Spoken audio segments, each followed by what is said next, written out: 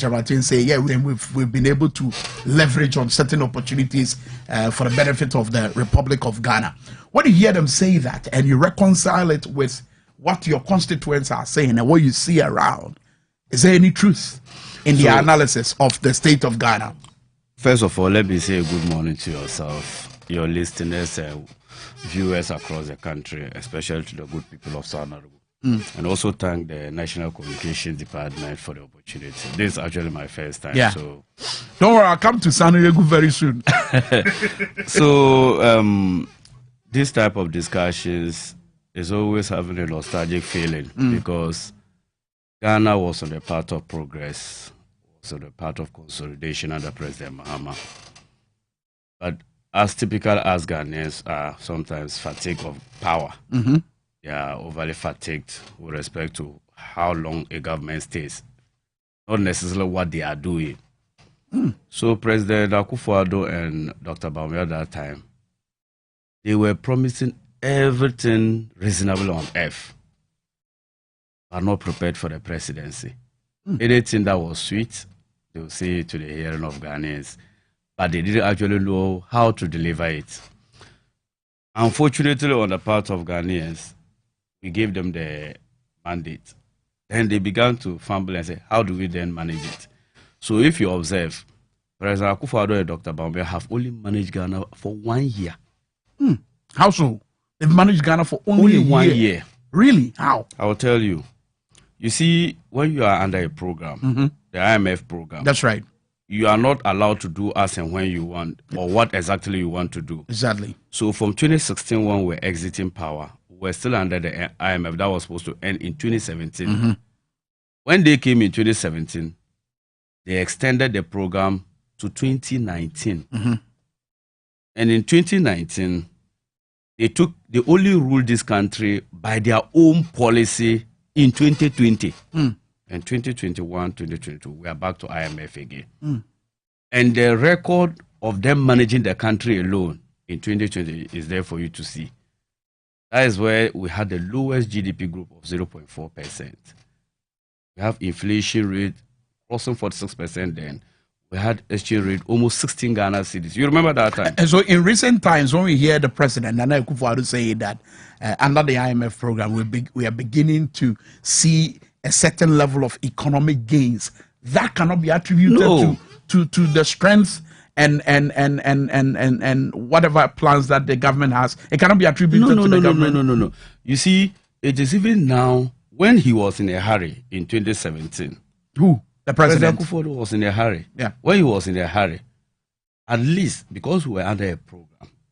And in 2016, the IMF actually predicted that Ghana will grow on an average of 8% per year. This was long done.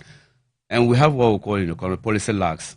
When you take a decision today, the effects comes much later. So when we started the program 2013, most of the things, for example, the oil programs that we were doing, solution to doom soil and all those things, the impact would have been felt much later.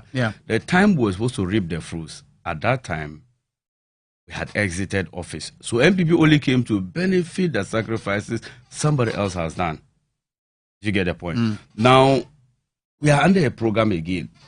One good thing about IMF policy is that, though I don't subscribe much to it, but one good thing that it does to our country is that it guarantees investor confidence and credibility on the country.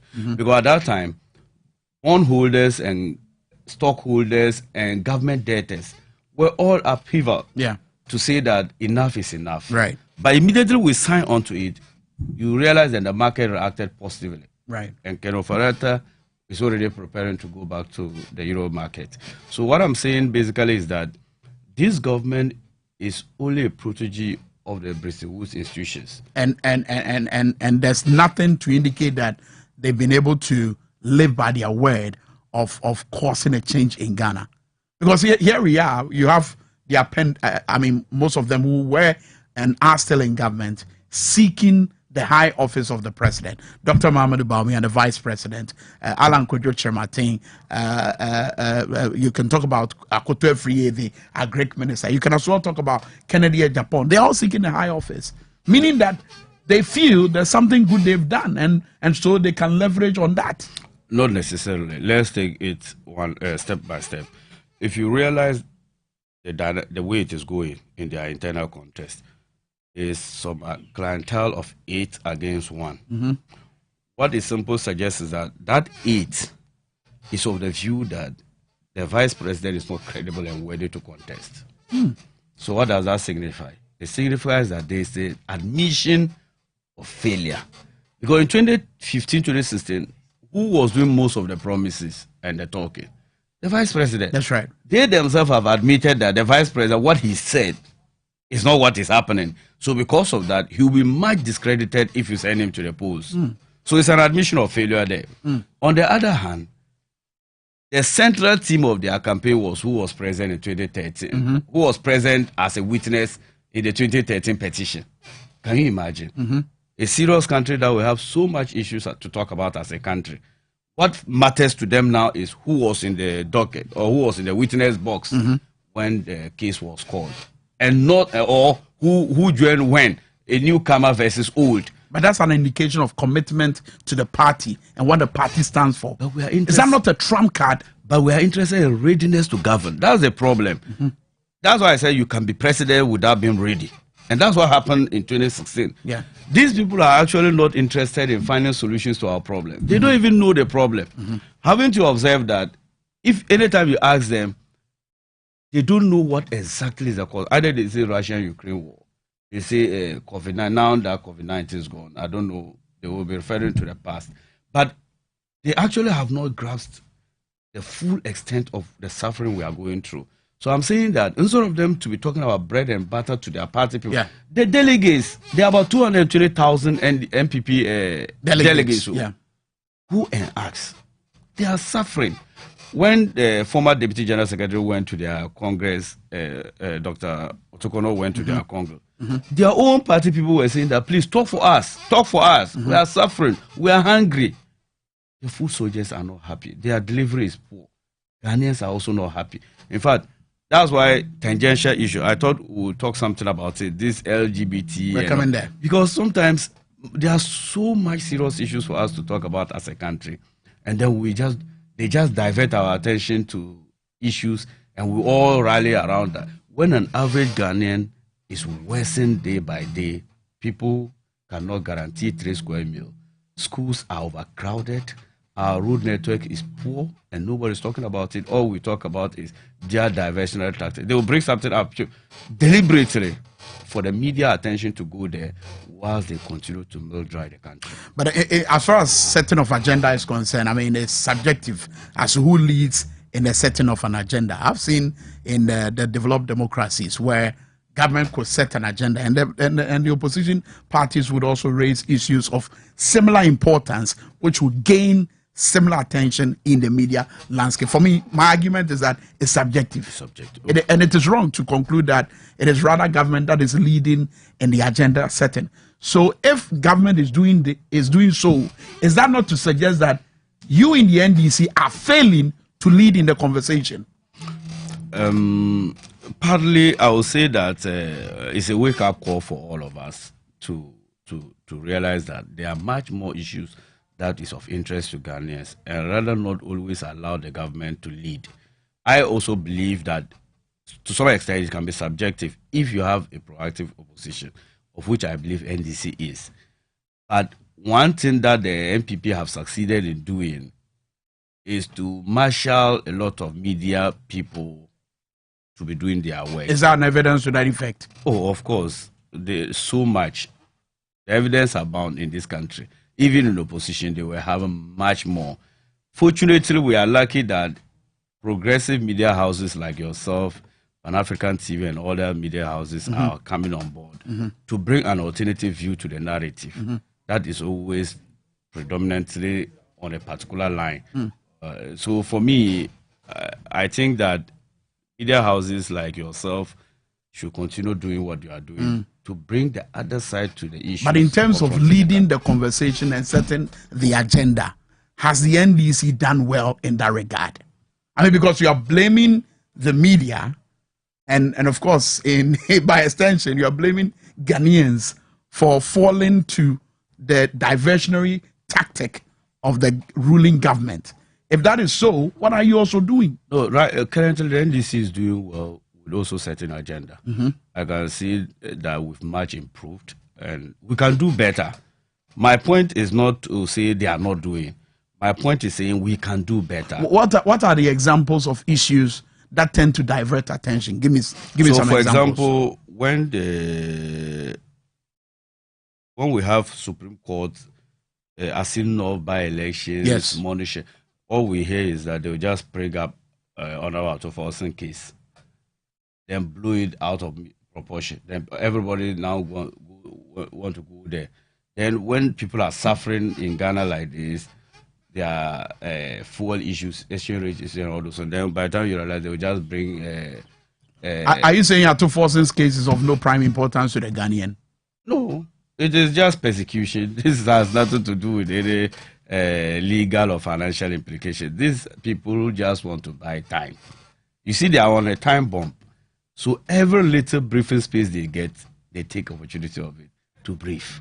So these are just briefing measures. Okay. How do you feel about Ghana dropping in terms of its position as far as peace in the world is concerned? I mean, the latest index shows that Ghana is no longer the most peaceful country in West Africa. In the entire African continent, we've dropped. In fact, Sierra Leone has beaten us within the West Africa sub-region. How does that make you feel as someone who wants to lead your people and champion their aspirations in Parliament? In fact, it's a worrying trend, and any independent or objective Ghanaian should be worried about that. Look, there are few critical issues that threatens our democracy, and that is making us vulnerable to insecurity and vulnerable to external threats. One has to do with the general impoverishment and unemployment. In the sense that they say that the devil find work for the idle hand. These days, open robberies is rampant. I know you know some of them. And it is not even in Greater Accra alone. Even in the north and other parts of the country, open robberies. There are so much. And the reason is very simple. Unemployment rate currently over around over 9%. So when so much graduates are churned out, no job, it demotivates people from even pursuing higher education. What work is there to be done alternatively? We run a partisan governance where when people are even employed in public service, people find their ways to removing them or transferring them to the remotest part of the country. So unemployment contributes largely to our insecurity as a country. And that's why there is so much instability in some parts of the country. Number two is that democracy, the purpose of democracy was to ensure stability of governance. Yes. And to guarantee freedom and choice by the sovereign people. Absolutely. Ghana's democracy is being threatened by the conduct of this government. So me, I always say that the continuous stay of MPP in government is a threat to our future. Because the leak tape that they were just talking about. Yes, you can go in now. Yeah. Somebody is doing his work with due care and professionalism. All he gets is grounds for his removal. Why? Because they want to do something in 2024. Allegedly. Retain the party in 2024. What it means is that they no longer believe that the sovereign people are those who elect their leaders. They rather feel like it is a select few that must decide the destiny of our So in such instances, which threatens our peace, when Parliament sets up a committee to go into the matter and find resolution, does it help? No, it doesn't. That is the unfortunate part of our democracy. Parliamentary oversight should have been an independent and workable institution. However, opposition parties, for example, we will do our part, but the majority side of parliament have not been able to transition from their political party into governance. So has that not always been the case? That is a problem. I mean, even if NDC should win, would that not be your? That's why I didn't say posturing? MPP and NDC. I said minorities parties, right, and that of majority. Right. So the problem has always been that we haven't transitioned properly from political parties to governance structures. So if government toes this line, majority will always follow suit. In fact, when it came to the cracks, you remember some of the majority members said Ken Oforiatta should go. When the president made it, what happened? He silenced them. So I'm saying that this country we must all be awakened by the dangers of insecurity and also threat from external sources. Look, recently I read in a report that the troops from Burkina, they're almost near our doorsteps. So little sparks and they infiltrate this country. And how ready are we? This country is not united because of politics. So I'm saying that. So how do we rectify that? I mean, you hear the opposition, for instance, national chairman, your national chairman, General Mosquito Johnson, I see you didn't get here, asking or demanding that the chairman of the police council speaks on this leak tape matter. He can't. What change? What would it change really if he does? I know he wouldn't do. If he does, but is it instructive that he does? No.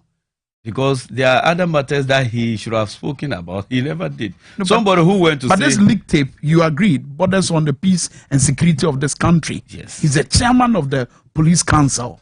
Is it instructive that he speaks on this matter? When some of them are implicit in the issue? Who will be the flag bearer of the MPP? In fact, who is likely to be the flag bearer of the MPP? Likely? Yes. I do not know. He is one of the people leading, who is one of the people who is likely to be their flag bearer. And to whose benefit is the remover coming to serve? Is it not the presidential candidate that they will elect? So it is to his benefit. So why would he speak about it? Or you don't get my point? An allegation, which his own members in parliament say it is a trivial matter that does not need attention. And some of them say so. And some of them also feel that we need to go into it. I mean, for instance, if you hear Dambotre, he feels that we need to investigate. I think so. I said that a committee should be set up to investigate. Yes. But I'm saying that the vice president will not speak to it because he's likely to be a beneficiary of such things. Look, you see, they are trivializing the matter. But when the former national chairman was alleged to have spoken, he's still being prosecuted. Alleged. The NDC former national chairman. And what the former national chairman said, how was it a threat? Allegedly said. Yeah, allegedly said. How was it a threat as compared to what the tape is seeking to do, allegedly? So my point is that these people, they pick and choose. They are not interested. They call bluff of Ghanaians. We can do whatever we want. They will have their say. Finally, talk about bluff. Two things. It seems you have also called the bluff of someone who many felt could not have been taken out as far as your parliamentary candidate race is concerned. We'll come to that shortly. But another bluff that people are wondering if Ghana can call is if we can call the bluff of the West, in as much as they pound pressure on us to accept LGBTQ on the basis of human rights. But here we are, we've got a bill. Pretty soon there will be a law. Do you think that we've started well? Yeah. And are we going to end well? Yeah. So with this, let me say a much commendation goes to the proponents of the bill, Honorable Sam George and his squad, and then the Speaker of Parliament for his fortitude and determination to see this bill pass. And also the faith-based organization and civil society group, right from the promulgation of the bill to its passage. And it is my expectation that President Akufo-Addo will follow suit in assenting to the bill to law. Look, I will say it in a few minutes in three angles. Sure. First of all, let's look at it from a religious perspective. I'm a practicing Muslim, and if you look at Surah Lut, God prohibits us from practicing homosexuality. And in 1 Timothy in Christians and 1 Corinthians 2, God prohibits us from practicing homosexuality. We all say Ghana is a religious state. Based on these two reasons, it should be clear that we are not ready for homosexuality. But Amnesty International is watching you with a lens of human rights. You see, they will pound the pressure on you. So let me tell you, I like those who argue from human rights perspective. Look, there are limitations to rights and freedoms. That is why you are not allowed to just take a gun outside and be killing. Isn't it your right to carry a gun? But laws are meant to check excesses of those things. They are not saying rights will be violated. They are checking it in line with our religious and cultural beliefs. Look, Ghana, in fact, the world was created in a social order. And God created us into nations and tribes so we understand each other and identify each other's faith, beliefs, and systems. Ghana as a country does not support, our values does not support that. What is the danger in not accepting gay rights? What's the danger? Reduction in foreign aid. Is that not? Upon all the aids that they've given us, why are we still suffering? Can you survive without them? We can. In fact, recently... Have you proven that? Recently... As a country, have you demonstrated you can survive without aid? Because people enter government to make money, not to work. Recently, the president, when he thought... The president had believed it is possible. He declared Ghana beyond aid. Didn't you hear it? He did. So it means that he thought it was possible. But their appetite for borrowing, their appetite for foreign aid and grants, their appetite for foreign businesses is what is bringing us back here. So my point is that Ghana, in our religious foundation, our social design, and even economical, there are more issues we should be talking about. Not this. They just passed the bill that will give right to cannabis and all those things for commercial purposes. Even the interior minister said we can raise 3 billion. So it means that we can get more from ourselves. I believe that once we are able to reduce corruption, once we are able to reduce waste, this government is so wasteful. They just spend the money anyhow. So once we are able to tackle some of these two things, we should be free to do. We're wrapping up our conversation. You're in Oman Atenase. Honorable Isa.